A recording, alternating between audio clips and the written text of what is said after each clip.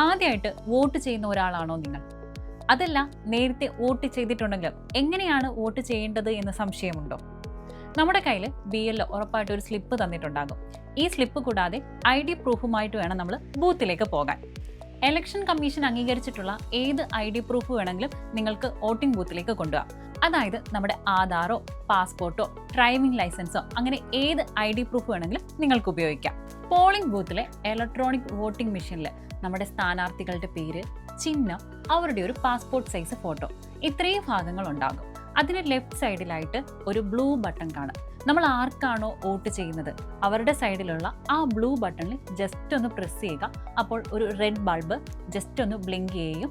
അപ്പോൾ നമ്മുടെ വോട്ട് ഏകദേശം ആയിട്ടുണ്ട്. തൊട്ടടുത്തായിട്ടിരിക്കുന്ന VVPAT മെഷീനിൽ നമ്മൾ ആർക്കാണോ വോട്ട് ചെയ്തത് എന്നതിൻ്റെ സിമ്പിൾ കാണിക്കുന്നതായിരിക്കും.